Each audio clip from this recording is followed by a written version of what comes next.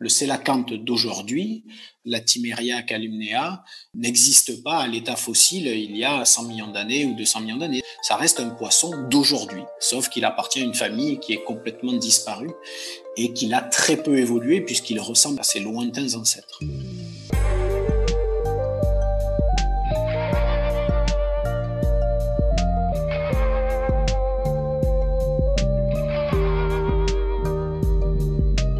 Bonjour à tous.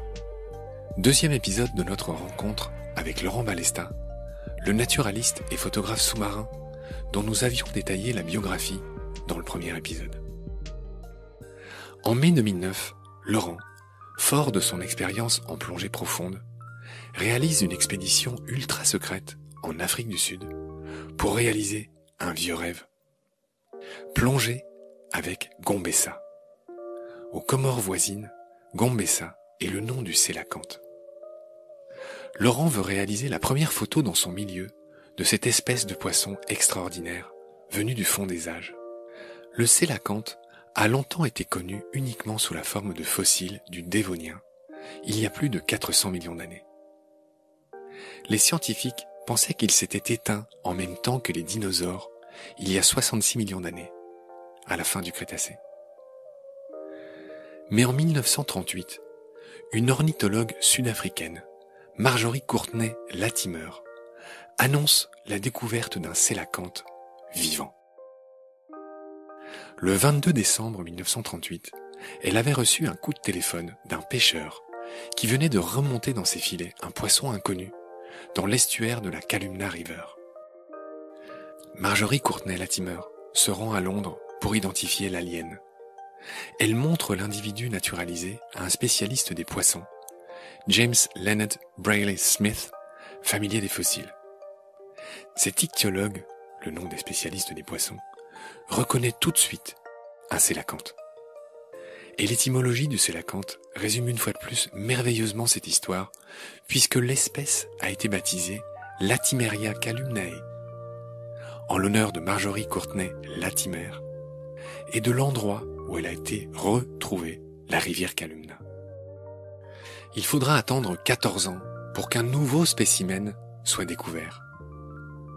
Dans l'intervalle, le sélacanthe est passé d'illustre inconnu au bataillon, à superstar planétaire. Et ce poisson bleu tacheté de blanc a hérité de nombreux surnoms, dont ceux de taxon Lazare, de fossiles ou de reliques vivantes. Mais ces appellations ne sont pas exactes, car seule la forme a traversé les âges, pas l'espèce, qui a malgré tout évolué. Même si Darwin a utilisé le terme de fossile vivant, avant de connaître le sélacanthe, pour d'autres espèces, les scientifiques préfèrent parler d'espèces panchroniques. Et les plus célèbres animaux panchroniques sont les limules, les nautiles, les requins lézards ou requins lutins, les chimères, les vampires des abysses, ces céphalopodes dont nous avait parlé Marjorie Rossian, mais aussi sur Terre, les blattes, les libellules, ou encore l'Ateria ou sphénodon, un proche descendant des dinosaures de la taille d'un iguane vivant en Nouvelle-Zélande. Pour info, l'expression espèce relique revêt une signification différente, celle d'une espèce qui a une aire de répartition beaucoup plus limitée que par le passé, ce qui est différent, vous en conviendrez, d'espèces panchroniques. Et tout ça me fait penser à Kyle, le soldat du futur de Terminator, venu protéger Sarah Connor, dont il tombe amoureux, et qui lui fera le fils qui, dans le futur, l'enverra protéger sa mère. I came across time for you, Sarah. I love you. I always have.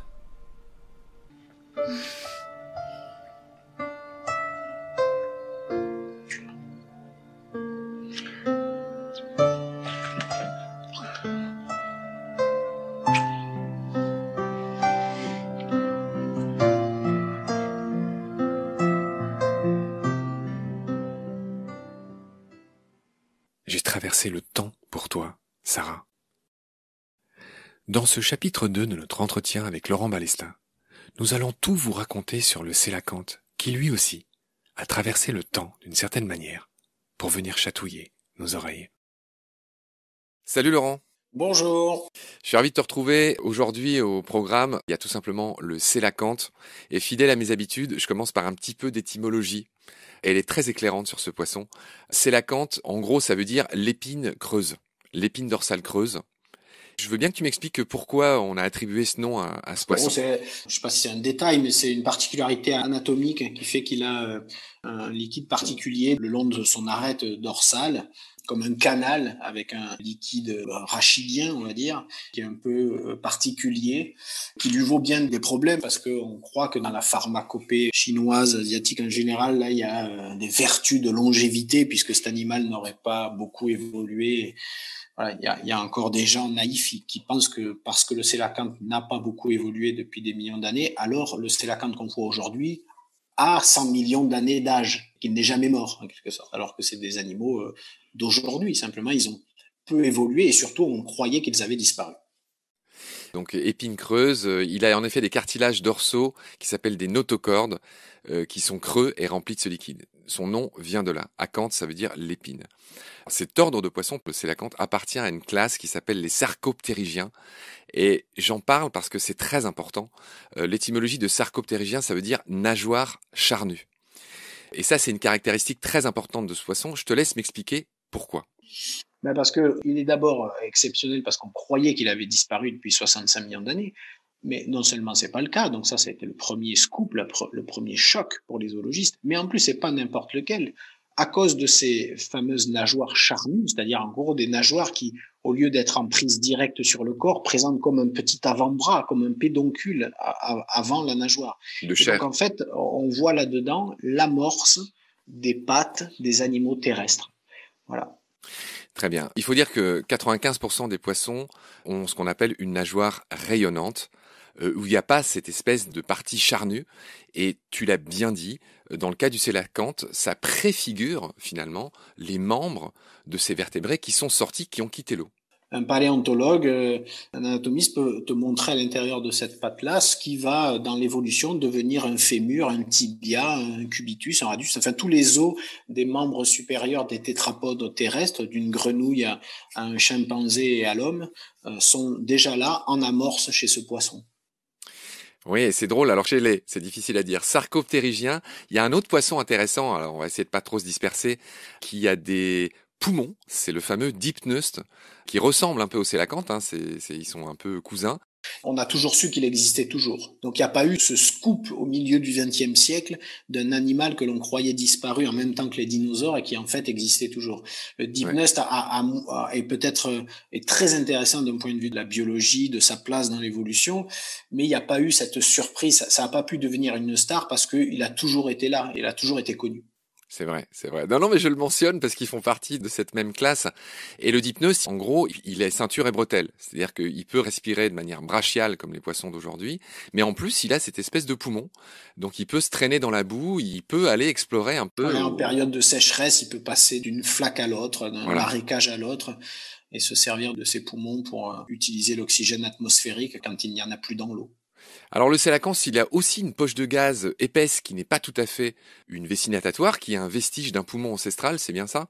Oui, parce que précisément, il n'a pas de vessie natatoire, ce qui lui permet d'ailleurs, le fait qu'il n'a pas de gaz à l'intérieur de son corps, de faire lui aussi des migrations verticales impressionnantes. Celui qu'on a réussi à marquer en 2013 et qu'on a pu du coup suivre pendant 9 mois après notre expédition, nous a montré qu'il faisait quotidiennement des migrations de plus de 400 mètres. Enfin, il descendait jusqu'à 400 mètres et au petit matin revenait à 100 mètres. C'est un poisson qui aurait une vessie natatoire et qui ferait ça, fait un accident de décompression immédiatement.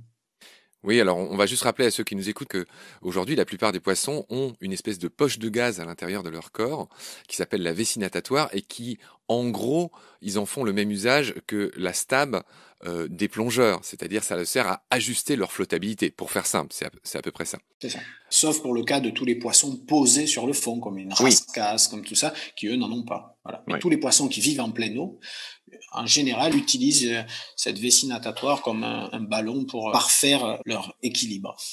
Mais Alors, le sélacanthe n'en a pas et il compense cette absence de vessie natatoire par un corps très très très très riche, une chair très riche en graisse et c'est ce qui lui va lui donner une flottabilité qui elle, du coup, ne change pas avec quand la pression change, puisque ça reste un liquide, donc il ne subit pas la pression. Alors, le sélacanthe, tu l'évoquais tout à l'heure, on était très surpris de le redécouvrir. Il y a des fossiles de lui qui sont quasiment la même chose que lui, qu'on a retrouvé il y a quasiment 400 millions d'années quand même. Ouais, entre 400 et 65 millions d'années. Aujourd'hui, les paléontologues ont déjà décrit 120 espèces de sélacanthes différents, des tout petits, des géants, des sélacanthes d'eau douce, des sélacanthes marins, des sélacanthes de marécage. C'était une famille extrêmement diversifiée. Aujourd'hui, il n'en reste plus qu'un seul. En fait, deux, en réalité. Oui, il y a 2 espèces. Ouais, On va y venir. officiellement. Alors, j'ai lu que si on veut être tout à fait exact, qu'il est incorrect de parler de fossiles vivants comme on le lit et comme on l'entend partout. On parle d'une espèce qui a traversé le temps quasiment sans changer, comme les requins d'ailleurs au passage. Je sais pas si tu as un avis là-dessus. Oui, c'est ça, oui, c'est-à-dire que elle appartient à un groupe qui a complètement disparu et dont il reste extrêmement peu de représentants, voire un seul. Mais ça reste une espèce moderne, c'est-à-dire que le sélacanthe d'aujourd'hui, Latimeria calumnea, n'existe pas à l'état fossile il y a 100 millions d'années ou 200 millions d'années. Ça reste un poisson d'aujourd'hui, sauf qu'il appartient à une famille qui est complètement disparue et qu'il a très peu évolué puisqu'il ressemble à ses lointains ancêtres. Alors, ce qui est fascinant aussi dans le sélacanthe, c'est la partie humaine du truc. Le tout premier sélacanthe a été identifié en 1938 par une dame qui s'appelait, elle est morte en 2004, Marjorie Courtenay-Latimer, et c'est elle qui l'a identifié apparemment sur un marché aux poissons. Enfin, c'est un pêcheur qui l'avait chopé, on l'a appelé. C'est une dame qui était maligne, elle était conservatrice d'un petit musée, et elle allait traîner de temps en temps dans les marchés pour voir s'il y avait des espèces non répertoriées qui étaient découvertes. Et c'est comme ça qu'elle a découvert un sélacanthe qu'elle a fait identifier par un autre monsieur. Professeur Smith. Voilà, Mr. Smith de son époque. Et donc, l'étymologie de cet animal, elle est expliquée, je trouve qu'elle est magnifique, je la redis, tu l'as dit tout à l'heure. Latimeria, en fait, vient du nom de cette dame, de cette Marjorie Courtenay-Latimer. Latimeria vient de là. Et Calumnae, c'est le nom de l'embouchure, de l'estuaire de la rivière où ce poisson a été pêché. Donc, c'est la rivière Calumna, qui, je crois, tu me rectifies si je dis une bêtise, était en Afrique du Sud. Oui, en Afrique du Sud, un peu au sud du côté de Port Elizabeth. Ouais. Depuis, on a découvert une deuxième espèce de sélacanthe qui s'appelle Latimeria manadoensis, et je crois que elle, c'est dans les coins plutôt d'Indonésie, c'est ça? Oui, au Sulawesi, exactement. D'accord. Pareil, découvert sur un marché aux poissons.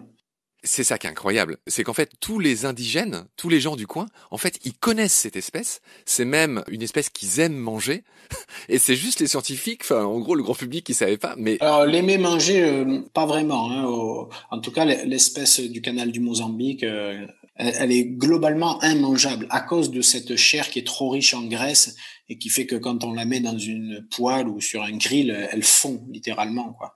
Ouais. Donc voilà. Et c'est plutôt un animal mystifié parce qu'il est capturé que très rarement puisqu'il vit à grande profondeur. Et donc quand il est pris, il y a un petit côté sacré. Pendant des siècles en tout cas, et donc voilà, qu'il l'appelle Gombessa. Malheureusement, à partir des années 50, quand il est officiellement découvert, accepté, et que la communauté scientifique devient complètement dingue de cet animal, veut absolument des individus pour pouvoir les autopsier, les disséquer, s'ensuit une espèce de course, même de prime à la capture. Et c'est les chercheurs eux-mêmes dans les années 50 qui menacent de faire disparaître le sélacanthe, quoi. Ouais, il en reste très peu aujourd'hui. Cet animal est en voie de disparition. Il est sur la liste rouge de l'UICN. Il en reste très très peu. On n'a aucune idée, en vérité, du stock de sélacanthe. Évidemment, ouais. C'est une espèce rare, et à partir de là, elle mérite ce statut, mais c'est une espèce très rare. C'est drôle, c'est comme un coup de fouet. Tu m'as dit stock, et je me souviens que quand j'avais dit ce mot à François Sarano, il m'avait tout de suite repris avec son grand sourire. Il m'avait dit non, Marc, population. Population. C'est le vocabulaire des ingénieurs Alliot, ceux qui voient le poisson comme en effet. Une ressource. Mais toi et moi, on n'est pas des pêcheurs. Non, c'est vrai. Je fais moi-même parfois l'erreur. Il a raison, François. Il faut parler de population. C'est vrai. Laurent, je voudrais que tu me parles du crâne du sélacanthe. Il a un crâne qui est très différent de ceux des poissons. Il a un crâne qui est en 2 parties. Est-ce que tu as quelques billes sur son crâne ? Oui, il a une articulation crânienne. On voit bien tous les animaux terrestres, tous les tétrapodes terrestres ou les poissons. En gros, on ce crâne fixe qui contient le cerveau et puis une mâchoire mobile dessous. Ben, imaginez si en fait la mâchoire supérieure était elle aussi mobile par rapport à la mâchoire inférieure. Donc imaginez le crâne, une mâchoire supérieure mobile, une mâchoire inférieure mobile. Donc une articulation au milieu du crâne en plus, ce qui donne au final une puissance de succion et d'aspiration encore plus grande que pour un poisson normal. L'enchaînement est tout trouvé. Le sélacanthe, il est beau, c'est un poisson qui est bleu, il a ses petites écailles blanches. Je laisserai les auditoristes regarder à quoi ça ressemble. L'enchaînement, c'est que voilà, c'est un énorme prédateur. Tu l'as dit, il a une mâchoire très puissante grâce à cette espèce de genou qu'il a dans le crâne. Enfin, il y a certains qui parlent comme ça. Et tu vas m'expliquer ce qu'il mange. Et sachant qu'il fait ça entre 90 et 700 mètres, tu as dit tout à l'heure que c'était un poisson qui vivait très profond. Donc voilà, c'est ça, hein, son range. Il y a même des rumeurs à plus de 1000 mètres, de gens qui en auraient vu avec des robots lors de prospection, etc. En fait, on connaît tout de son anatomie. Il n'y a pas un animal qui a été plus disséqué que le sélacanthe, mais on connaît très peu de choses de son écologie, de son comportement, de son aire de distribution, de ses mœurs, de son mode de reproduction. Voilà. Quant à son régime alimentaire, on peut juste se baser sur les contenus stomacaux. On s'aperçoit que c'est avant tout un opportuniste. C'est-à-dire que dans son estomac, on retrouve un peu de tout. On retrouve des poissons de pleine eau comme des poissons benthiques, une sole, un turbo posé sur le sable. On retrouve des crustacés, on retrouve des mollusques. Par contre, on voit qu'il y a une uniformité des tailles. Il avale ces animaux en entier sans les couper en deux, il les avale. C'est des proies qui font en général entre 30 et 40 cm maximum. Ouais. C'est un poisson qui est assez long, hein. Il fait quoi sa taille à peu près adulte? Les grandes femelles peuvent dépasser 2 mètres pour un poids de 100 kg. Ouais. C'est des gros pépères. C'est un poisson qui vit très vieux. L'autolithométrie, je te laisse m'expliquer ce que c'est, a permis de déterminer qu'il pouvait vivre au moins 100 ans. Alors, en fait, les otolithes n'ont pas vraiment révélé son âge, parce qu'il y a des otolithes qui se construisent de manière assez chaotique. Est-ce que juste tu peux rappeler c'est quoi les otolithes et l'autolithométrie? Les otolithes, c'est les petits os de l'oreille interne, qui chez nous servent soit à la restitution du son, soit à l'équilibre aussi. Voilà. Et dans le cas des poissons, on a remarqué que ces otolithes, quand on les coupe, on voit des stries de croissance comme sur les stries de croissance d'un arbre. Donc ça permet de mesurer l'âge. Mais chez le sélacanthe, c'est beaucoup plus complexe parce que c'est assez chaotique, donc on peut pas vraiment lire. Par contre, à partir des écailles, il y a d'ailleurs une publication qui va sortir sous peu, qui a été soumise très récemment, grâce aux écailles en collection du muséum à Paris, mais aussi aux écailles qu'on a nous-mêmes prélevées, et qui va donner quelques informations nouvelles sur l'âge maximum des sélacanthes, sur l'âge de leur maturité sexuelle, etc. Mais ça, ce sont des données vraiment nouvelles. Ce qu'on peut lire actuellement sur Internet, c'est des élucubrations, c'est des intuitions basées sur pas grand-chose. Par contre, ça tombe bien d'en parler parce qu'il y a une publication qui va sortir bientôt et qui est là basée sur des vraies observations, plutôt sur les écailles avec des techniques moléculaires. D'accord, bon, on suivra ça avec intérêt. Sur ces bonnes paroles, cher Laurent, nous avons fini le premier épisode concernant le sélacanthe. Je te retrouve avec plaisir pour la suite. Salut Laurent, prends soin de toi. Salut, à bientôt.